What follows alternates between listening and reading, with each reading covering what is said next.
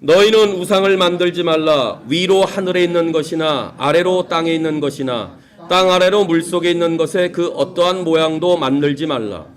어떤 우상에게도 예배하거나 섬기지 마라. 나 여호와 너희 하나님은 질투하는 하나님이다. 나에게 죄를 짓고 나를 미워하는 사람에게는 그의 3대 4대 자손에게까지 벌을 내릴 것이다. 하지만 나를 사랑하고 나의 명령에 따르는 사람에게는 수천 대 자손에 걸쳐 한결같은 사랑을 베풀 것이다. 아멘. 한국의 어떤 목회자가 신방 중에 겪었던 일입니다. 오랫동안 무속신학에 몸담았던 한 70세쯤 되는 할머니께서 아들의 권유로 교회에 등록을 하자 목사님이 신방을 갔습니다. 목사님께서 신방을 온다니까 할머니는 온 집안을 깨끗이 청소를 하고 정성껏 신방팀을 맞이했습니다. 깨끗하게 청소를 한 안방에서 예배를 드리는데 그 모습이 너무나도 단정했다고 합니다. 그런데 문제는 예배를 드린 후에 생겼습니다. 그렇게 예배를 잘 드리던 할머니께서 하시는 말씀이 이제 안방에서 예배를 드렸으니까 장독이 있는 옥상에 가서 예배를 드리자는 것이었습니다. 목회자가 그 말이 무엇인가를 이해하지 못해서 할머니, 왜 장독이 있는 옥상에 올라가서 예배를 드려야 합니까? 이렇게 물었더니 할머니께서 하시는 말씀이 예전에 예수를 믿기 전에는 안방에도 신을 모셨고 옥상에도 신을 모셨기 때문에 그곳에서도 예배를 드려야 된다는 논리였습니다. 참으로 어처구니 없는 일이 가정에서 벌어졌습니다. 그렇습니다. 사람은 무엇인가를 예배합니다. 우리는 선천적으로 유형으로든지 무형으로든지 숭배하는 자들입니다.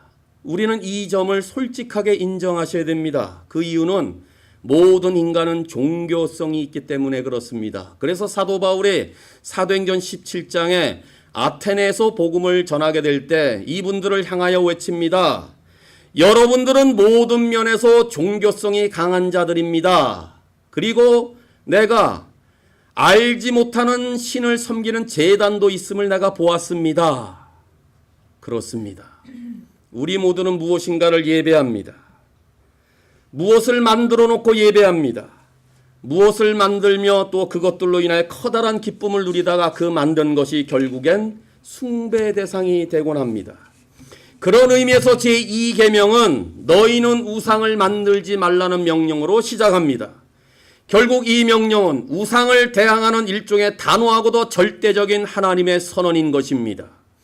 그런데 이 계명을 보다 쉽게 이해하기 위해서는 1계명과 2계명의 차이점이 무엇인가를 좀 알아야 합니다. 간단하게 말하면 첫 번째 계명은 우리가 드리는 예배의 유일한 대상이 누구인지를 가르쳐 주는 것인데 오직 한 분 유일하신 하나님만 예배하라는 것입니다. 반면에 두 번째 계명은 유일하신 예배의 대상인 하나님을 어떻게 예배해야 되는가를 가르쳐 줍니다. 즉 하나님을 정당한 방법으로 예배하라는 것입니다. 그 정당한 방법이 무엇입니까? 어떤 것으로도 새긴 우상을 만들지 말라는 것입니다. 다시 말하면 1계명이 거짓 신을 경계하는 것이라면 2계명은 거짓된 예배를 경계하도록 가르치고 있는 것입니다. 따라서 하나님께서 명령하시는 방법대로 예배를 드리는 일이 얼마나 우리 가운데 중요한 일인지 모릅니다. 그렇다면 너희는 우상을 만들지 말라는 제2계명은 무엇을 의미하는 것일까요? 먼저 하나님을 예배하는 데 있어서 어떤 것이라도 형상화해서는 안 된다는 말씀입니다. 너희는 우상을 만들지 말라고 명하셨는데 우상은 예배의 대상으로서 만들어지는 어떤 형상이라고 말하는 것입니다. 즉 이 두 번째 계명은 여호와 하나님의 형상화를 금지하는 계명입니다. 시내산에서 율법을 주시기 위해서 계시하신 하나님의 현존은 그분의 소리, 즉 말씀이셨습니다. 그분의 형체가 절대 아니었습니다. 따라서 여호와 신앙은 귀로 듣고 믿는 믿음이지 눈으로 보고 믿는 믿음이 아니라는 말씀입니다. 그래서 이 계명은 하늘에 있는 것이나 땅에 있는 것이나 물속에 있는 어떤 것의 형체라도 절대로 모양으로 만들지 말라고 명하고 있는 것입니다. 하늘과 땅과 물속은 무엇을 말합니까? 이 세상을 말합니다. 그러니까 하나님은 온 우주 삼라만상의 그 어떤 형상으로도 만들어져서는 안 된다고 말하는 것입니다. 그런데 사실 우리가 하나님을 섬기는 데 있어서 가장 어려운 일 중에 하나가 뭡니까? 하나님이 보이시지 않는다는 것입니다. 그래서 어떨 땐 우리도 기도하면 기도하는데 하나님이 들으실까? 그냥 혼자 독백하는 것 같이 느껴질 때가 있습니다. 오늘도 우리가 예배를 드리지만은 하나님께서 이 예배를 받으실는지 안 받아주실는지 하나님이 보이지 않으니까 참 막연하게 예배를 드릴 때가 있습니다. 그래서 사람들이 어떻게 합니까? 형상을 만들어서 섬기는 것을 눈에 보이지 않는 하나님을 믿는 것보다 더 좋아하게 되었다 그 말입니다. 왜냐하면 어떤 형상이 우리 눈앞에 보이면은 우리 모두가 이상하리만큼 안전하다고 판단합니다. 어떤 형상이 보이면은 눈에 보이기 때문에 우리의 마음이 위안이 되고 안심한다고 여기기 때문에 그렇습니다. 그래서 우리 눈은 살아계신 하나님은 보지 못하게 되고 아무것도 아닌 형상을 대단한 것으로 믿게 되는 지경에 이르게 된다는 것입니다. 그렇게 되면은 보통 신앙의 대상이 형상화되면은 그 형상은 자연스럽게 신 자체와 동일시됩니다. 그렇게 되면 그 형상을 이용하여 내 자신의 이득을 취득하고자 하는 마음이 생깁니다. 이래서 하나님께서는 자기 백성들에게 우상을 만들지 말며 그 어떤 형상도 만들지 말라 이렇게 명하고 있는 것입니다. 그래서 시편 115편 4절에서 8절까지는 말합니다. 우상은 아무것도 아니다.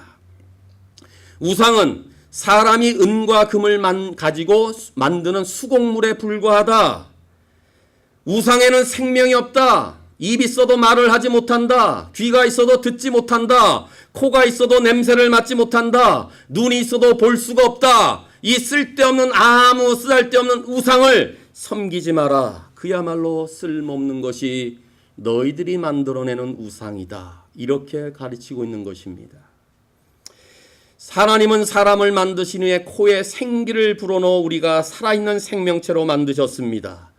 그런데 그 사람들은 우상의 모양을 만들 수는 있지만은 생명을 불어넣을 수가 없습니다. 그러므로 우상은 죽은 것입니다. 그러므로 우상은 생명이 없습니다. 따라서 하나님을 표현하는 생명 없는 형상을 예배의 대상으로 삼아서는 안 된다고 가르치는 것이 두 번째 계명의 첫 번째 의미입니다. 우리는 이와 같은 사건을 출애굽기 32장에서 아론이 주도한 금송아지 사건에서 찾아볼 수 있습니다. 계명을 받기도 이전에 아론은 형상 금송아지를 만든 다음에 이것이 이집트에서 우리들을 구원해낸 하나님이다 라고 말하면서 하나님을 형상화 벌써 시키면서 숭배를 했던 것입니다. 또 모세의 놋뱀 사건을 생각해 볼 수가 있습니다. 민수기 21장에 보면 이스라엘 백성들은 참을성이 없어서 또 광야길에서 하나님과 모세에게 불평과 원망을 털어놓기 시작했습니다. 양식이 없다. 여기서 굶주려 죽게 하느냐. 이집트가 훨씬 더 낫다. 옛날로 돌아가자. 이때 하나님께서는 불뱀을 보내어 사람들을 물게 하여 죽게 하셨습니다.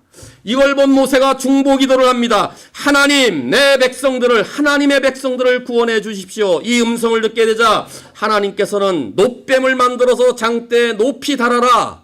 뱀에 물린 사람은 이것을 쳐다보면 다 살 것이라 라는 치유책을 주셨습니다. 그리하여 뱀에 물린 사람마다 이 놋뱀의 장대에 달린 놋뱀을 보게 될 때 다 살았던 것입니다.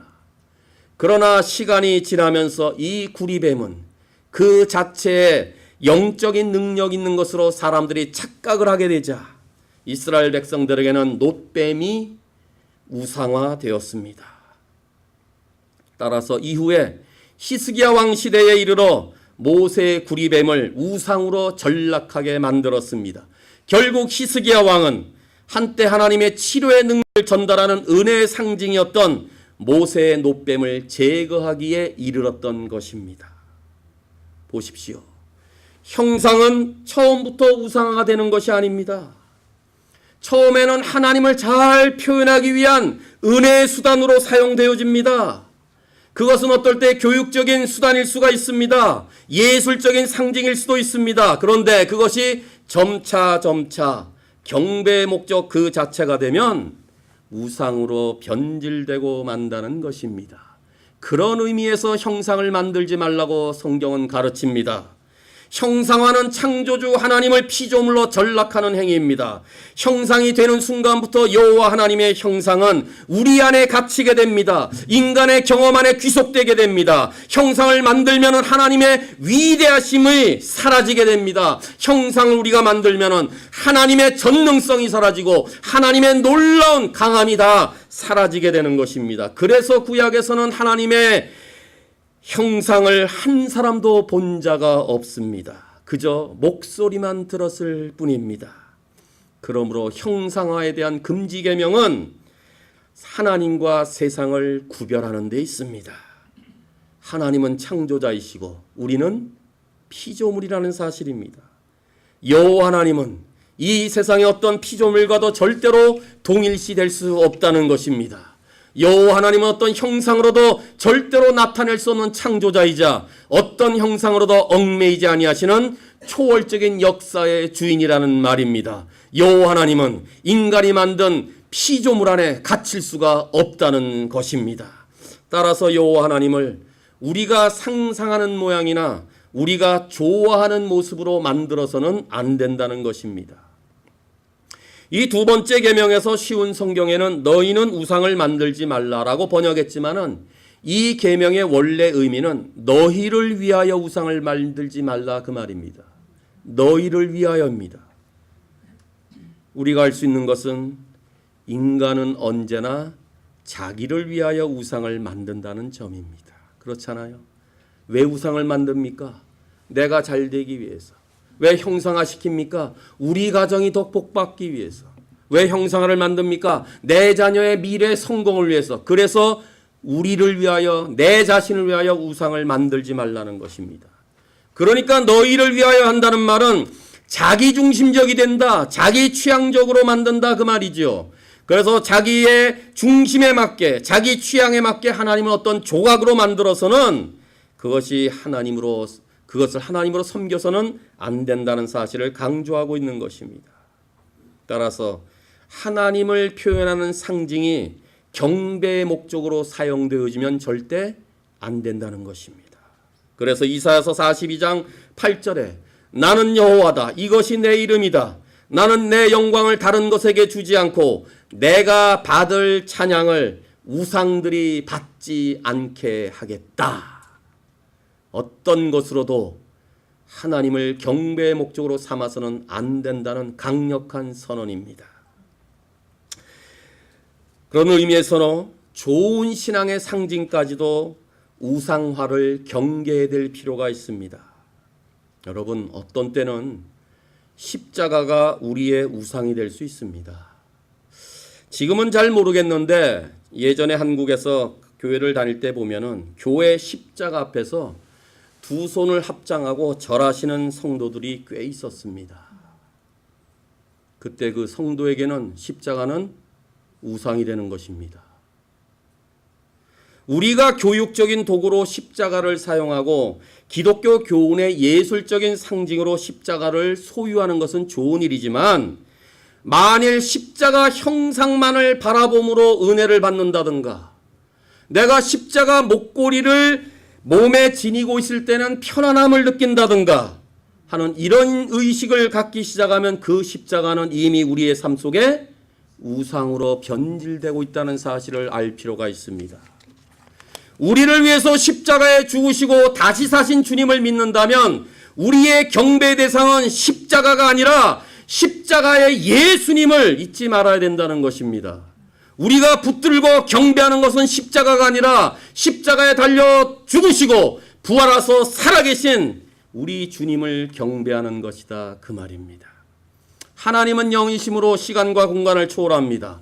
영원부터 영원까지 계십니다. 하나님은 무소부재하십니다. 안 계신 곳이 없습니다. 전능하신 분입니다. 못하실 것이 없으신 분입니다. 전지하십니다. 모든 것을 다 하십니다. 하나님은 바로 이러한 존재이시기 때문에 어떤 물질적 형상으로 표시할 수 없다 그 말입니다. 그러므로 살아계신 영광의 하나님 앞에서 예배하는 자들은 신령과 진리로 예배해야 된다고 가르치는 것입니다. 온 마음으로 예배할 수 있기를 바랍니다. 정말 마음의 전심으로 예배할 수 있기를 바랍니다. 바른 마음과 정결한 마음 가지고 살아계신 하나님께만 우리의 모든 인격과 정성을 다 쏟아붓는 이런 예배자들 될 수 있기를 간절히 바랍니다. 너희는 우상을 만들지 말라는 또 다른 의미는 무엇입니까? 하나님을 예배하는 데 있어서 어떤 것이라도 끼어들어서는 안 된다는 것입니다. 5절은 엄한 경고로 끝납니다. 볼까요? 어떤 우상에게도 예배하거나 섬기지 마라. 나 여호와 너희 하나님은 질투하는 하나님이다. 나에게 죄를 짓고 나를 미워하는 사람에게는 그의 3대 4대 자손에게까지 벌을 내릴 것이다. 질투하시는 하나님이란 표현은 출애굽기 34장 14절, 신명기 5장 9절, 신명기 6장 15절에서도 계속적으로 가르치는 질투하시는 하나님이십니다. 여기에서 질투라는 단어는 하나님 자신의 주권과 영광을 모욕하는 어떤 행위에 하나님이 감정을 가지고 격렬하게 나타낼 때 쓰는 단어입니다. 다시 말하면 하나님께서 사랑하시는 사람을 어떤 것에서도 빼앗기지 않고 그야말로 독점적이고 그야말로 거룩한 열정으로 사랑하는 그 마음을 말할 때 여호와 하나님이 질투하시는 하나님이시다 그 말을 말하는 것입니다. 하나님은 자신의 백성들을 너무나 뜨겁게 사랑하시는 하나님이란 의미가 질투하시는 하나님이다 그 말이에요. 잘 생각해 보세요. 사랑이 없으면 질투가 생기지 않습니다. 다른 사람에게 내 사랑을 빼앗겼을 때 질투가 발동하는 법입니다. 예를 들어서 부부간의 사랑 안에 다른 어떤 대상이 들어와서 그 부부의 사랑을 침범하고 그 부부의 사랑을 빼앗는다면 마음에 일어나는 감정이 무엇입니까? 질투입니다. 왜요? 남편은 내 아내를 사랑하기 때문에, 아내는 내 남편을 사랑하기 때문에, 아내는 내 남편을 사랑하는 이 사랑이 그 어떤 것이 끼어 있게 될 때 우리 가운데도 질투가 일어나는 마음. 그런데 하나님은 이런 사랑과도 또 다른 그야말로 독점적이고도 거룩하고 뜨거운 열정으로 우리를 사랑하는데 이 사랑 안에 또 다른 것이 끼어서 그 하나님의 독점적인 사랑을 빼앗아가고 하나님만이 사랑하는 우리의 그 거룩한 열정을 다른 것들이 취해가면은 하나님이 질투하신다 그 말이에요. 즉 하나님을 향한 우리의 사랑 안에 다른 무엇이 절대로 낄 수 없다는 것을 가리킵니다. 그런 의미에서 우상이 용납될 수가 없으며 하나님보다 더 사랑하는 대상은 우리의 신앙생활에서 있을 수 없다는 것을 말하는 것이 두 번째 계명의 뜻입니다. 그러니까 여호와의 질투는 오직 여호와 하나님 한 분만을 예배하며 그 하나님만 섬기겠다고 약속한 사람들이, 약속한 하나님의 백성들이 그 사랑을 어겼을 때 임하는 하나님의 감정의 표현이다 그 말이에요. 하나님은 자신의 백성에게 유일한 사랑의 동반자가 되길 원하십니다. 왜냐하면 하나님은 질투하실 정도로 우리를 너무나 사랑하시기 때문에 그렇습니다. 그런 의미에서 만일 오늘도 예배하는 이 자리에서 하나님의 음성 대신 바깥에 있는 다른 사람의 음성을 듣고 있다면 오늘 우리가 예배를 드리지만 이것은 마치 우상을 예배하는 것과 같다 그 말입니다. 오늘도 우리가 하나님과 함께 있으면서 하나님의 일 예배하면서 하나님의 이름을 부르면서 하나님과 동행하면서도 여전히 내 생각 속에 다른 것을 찾으며 내가 다른 것에 지금도 열중하고 있다면, 그래서 내가 예배하는 그 자리에 다른 것이 끼어들면 우리는 잘못 예배 드리고 있다 그 말입니다. 그래서 성경은 잘못된 예배는 하나님께 죄를 짓고 하나님을 미워하는 일이라고 지적하고 있는 것입니다.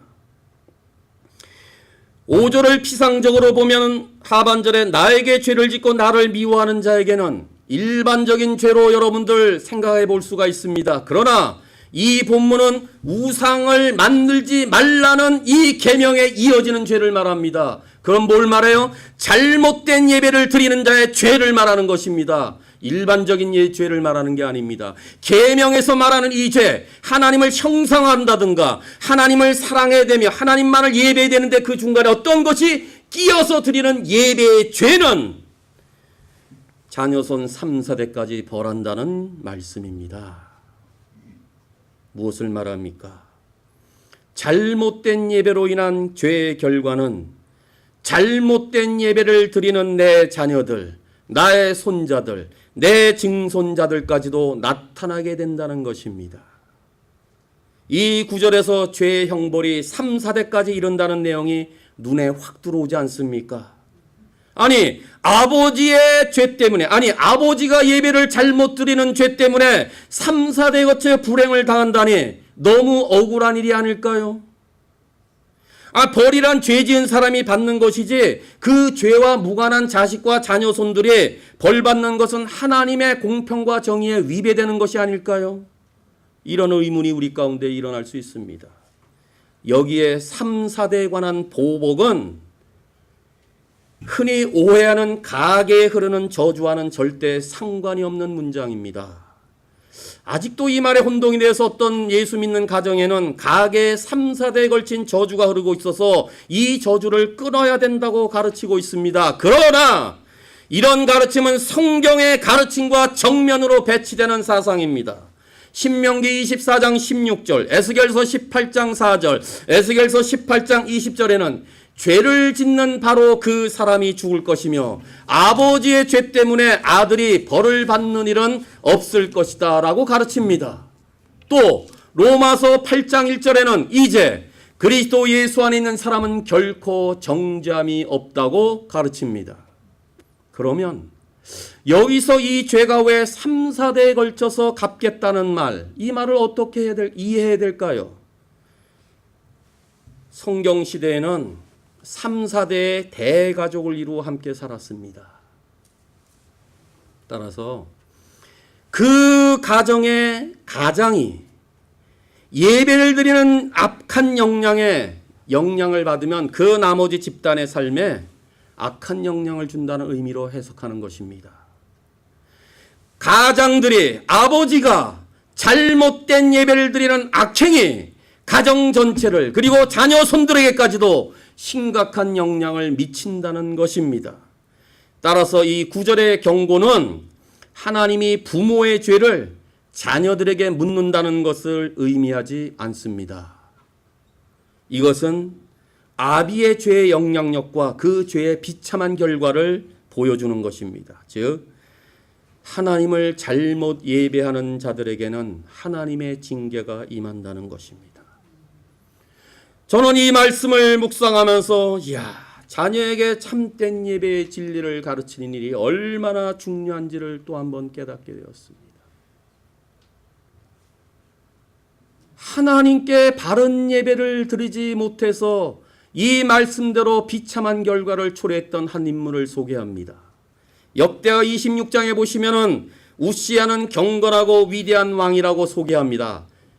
그런데 16절을 시작하면서 그러나 그는 어느 날 강해지자 교만하게 되어 하나님의 방법이 아닌 자신의 방법으로 하나님을 예배합니다. 그는 여호와의 성전에 들어가서 향을 피우는 제단을 향해서 직접 자기가 향을 피웠습니다.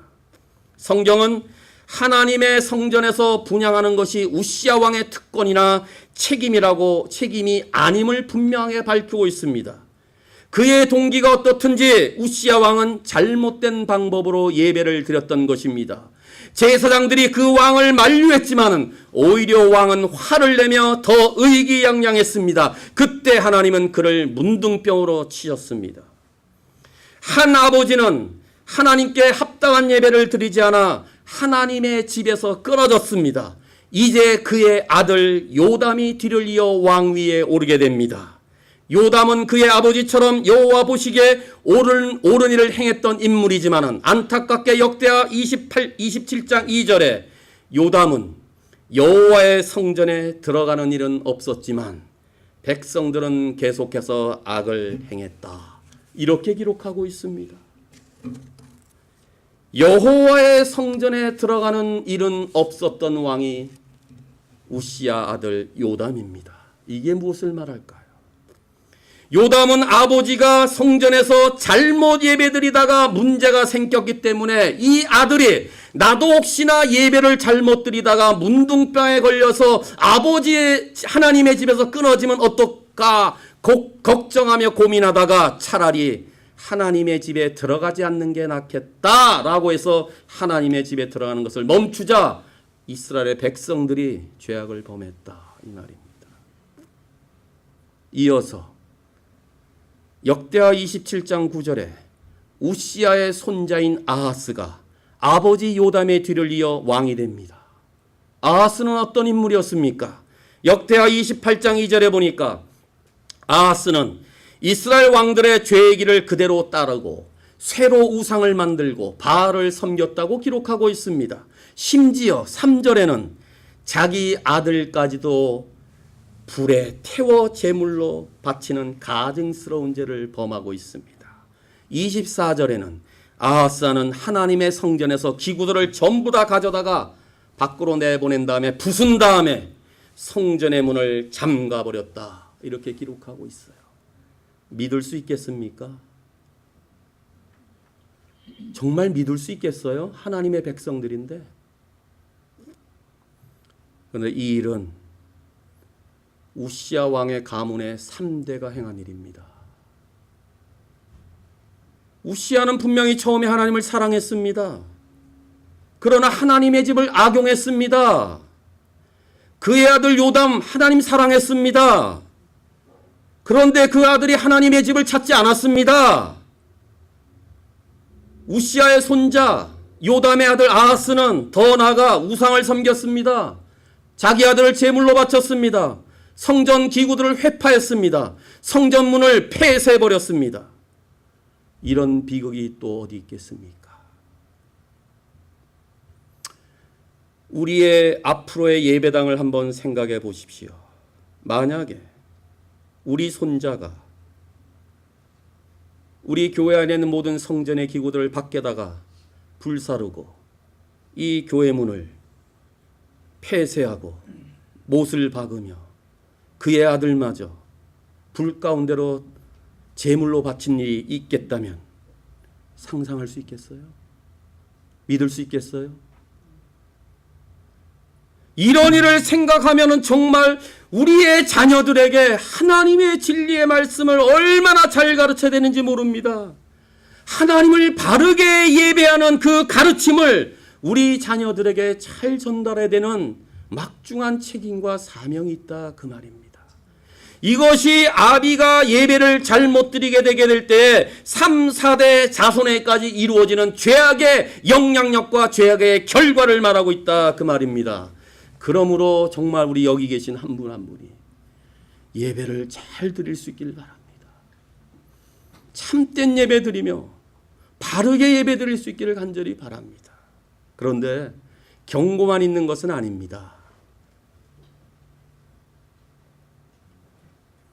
긍정적인 면이 하나 있습니다. 6절에 하지만 나를 사랑하고 나의 명령에 따르는 사람에게는 수천 대 자손에 걸쳐 한결같은 사랑을 베풀 것이다. 여기도 마찬가지로 하나님을 사랑하고 명령에 따르는 사람이 일반적인 사랑과 일반적인 주의 계명을 말하지 않습니다. 오늘 본문은 이 계명에 이어지는 본문입니다. 그러므로 이 말은 뭘까요? 정말 하나님을 간절히 사랑하는 마음으로 예배하며 주의 법대로 예배드리는 그런 자들에게는 수천 대 자손에 걸쳐 한결같은 사랑을 베풀 것이다. 그 말이에요. 하나님을 바르게 예배하는 자에게는 형상을 만들지 아니하고 하나님을 예배하는 자에게 어떤 것이라도 끼어들지 않게 예배드리는 자에게는 자자손손이 하나님의 은혜가 임하도록 하신다는 하나님의 복을 말하는 것입니다. 그러니 얼마나 감사한 일입니까? 하나님의 은혜의 복을 예배를 잘 드리면 그냥 쏟아부어 주시되 나로 끝나지 아니하고 자자손손이 1000대1까지 주신다니 얼마나 감사한 일입니까? 여기에 5절과 6절에 초점을 맞춰야 될 부분은 죄는 3, 4대입니다. 그러나 사랑과 은혜는 1000대 이르는 불균형의 대비 방법입니다. 이 말이 뭔지 아세요? 하나님은 벌을 될 수 있는 대로 적게 주고 반면 복은 될 수 있는 대로 많이 주시고자 하십니다. 그래서 성경은 한없는 은혜이자 한결같은 사랑이다 이렇게 말하는 거예요. 그러므로 지금 우리가 하나님의 계명을 잘 지키고 순종하여 예배를 드리면은 우리의 후손들은 하나님의 은혜와 사랑의 손길 안에 확실하게 거하게 될 것입니다. 하나님만 경배하는 일이 우리가 자녀들에게 줄 수 있는 가장 값지고 귀한 유산임을 반드시 기억하실 수 있기를 바랍니다. 그래서 시편 112편 1절 2절에 여호와를 경외하며 크게 즐거워하는 자는 복이 있나니 그 후손이 강성하며 정직한 자의 후대가 복이 있으리로다. 아멘. 바울은 디모데후서 1장 5절에 디모데의 신앙의 유산을 이렇게 말하잖아요. 할머니에게 시작되어 어머니에게 전수되었고 그 어머니로부터 받은 디모데에게 준 아름다운 믿음의 유산을 칭찬하고 있지 않습니까? 우리도 이렇게 해야 됩니다. 우리 중에 할머니 할아버지들 많이 계시는데 이렇게 하실 수 있기를 바랍니다. 아버지 어머니 우리 자녀에게 이렇게 예배 잘 드리는 법을 정말 가르칠 수 있기를 바랍니다. 만일 우리 어른들이 할머니 할아버지가 아버지 엄마가 전능하신 하나님을 참되게 예배하지 않는다면 우리의 자녀들과 손자 손녀들에게 하나님께서 경고하신 이 5절의 말씀이 우리 자손에게 임할지 어떻게 할까요? 따라서 우리는 우리의 자식과 우리의 손자들과 증손자들이 하나님 사랑하기를 가장 원해야 되며 그의 후손들을 정말 정직자의 후대의 복을 얻기 위해서는 여기 계신 우리 모두가 참된 예배 드릴 수 있기를 간절히 바랍니다. 하나님을 향한 우리의 사랑이 미지근하다면 우리의 자녀가 열렬히 하나님을 사랑하고 열정적으로 예배할 수 있도록 가르치지 못합니다. 성도 여러분, 우리에게 가장 중요한 것은 우리 한 분 한 분이 하나님에 대한 사랑임을 우리의 자녀들이 정말 알고 있느냐 그 말이에요. 만일에 여러분들의 자녀를 제가 붙들고 내 아버지에게 지금 가장 중요한 것이 무엇이냐? 내 어머니의 삶 속에서 지금 가장 중요한 일이 무엇이냐? 만약에 여러분들의 자녀에게 묻는다면, 아니 여러분들이 제 자녀들에게 묻는다면 우리는 무엇이라고 대답해야 할까요? 저는 우리 모두가 이렇게 대답할 수 있기를 간절히 소망합니다. 우리는 그 아이들이 우리 아빠는 마음을 다해 하나님을 사랑해요. 이 지상에서 우리 엄마에게 가장 중요한 일은 하나님과의 바른 관계예요. 우리 엄마, 우리 아빠는 하나님께 예배하기를 너무나 좋아해요. 이런 대답이 우리 신실한 교회 자녀손들에게 나타날 수 있기를 간절히 소망합니다. 그러므로 우리는 자녀들 앞에서 하나님을 높여야 합니다. 하나님을 사랑하고 하나님을 섬기며 하나님을 예배하는 일은 차디찬 일이 되어서는 절대 안 됩니다. 다음에 해서도 안 될 일입니다. 시간이 있거나 삶에 여유가 있을 때 하는 일이 아닙니다. 그리스도인에게는 다음에라는 말이 없습니다. 내일을 알지 못하는데 왜 다음에 내일을 말합니까?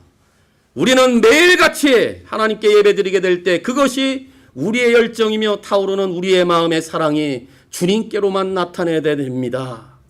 만일 우리가 하나님을 다해 하나님을 사랑하고 하나님을 예배한다면 우리의 자녀도 이런 뜨거운 마음을 갖게 될 줄로 믿습니다. 우리 신실한 교회 성도들은 다른 어떤 일에서보다 예배에 성공하는 자들 되기를 간절히 기도합니다. 다른 어떤 사역보다 우선적으로 예배에 생명을 다하는 신실함이 있기를 간절히 간구합니다. 또한 모든 성도들의 가정들이 우리의 자녀들에게 다른 어떤 유산보다 예배의 영광을 돌려줄 수 있기를 기도합니다. 모든 믿음의 가정들이 하나님을 신령과 진리로 예배하기 시작할 때 하나님께서는 지체하지 아니하고 우리와 우리의 가정과 우리의 교회와 그리고 이 땅과 열방을 고치시고 새롭게 하시며 치유하실 것을 믿습니다. 사랑하는 성도 여러분, 혹시 우리와 하나님 사이에 끼어들어 있는 우상은 없습니까? 지금 당장 버리시기를 바랍니다. 그리고 다만 하나님만을 바라보며 하나님만 사랑하며 섬기기를 바랍니다. 하나님만이 우리의 경배를 받으시기에 유일하신 분이며 하나님은 우리를 질투하실 만큼 우리를 여전히 사랑하시기 때문입니다. 그러므로 창조자여 나의 구원자인 하나님으로 내 삶의 주인 되게 할 수 있기를 바라며 그 하나님을 우리 가정의 최고의 예배자로 섬기는 이런 가정 만들 수 있기를 바랍니다. 예배를 드릴 때마다 다른 어떤 것으로도 예배를 드릴 때마다 하나님을 형상화하지 아니하고 하나님과 나 사이에 어떤 것이라도 끼어들지 않게 하는 것으로 힘을 다하는 가운데 나뿐만 아니라 자손 대대로 하나님의 은혜와 사랑이 모든 가정들 가운데 충만히 임하는 한 분 한 분 될 수 있기를 주님의 이름으로 축원합니다.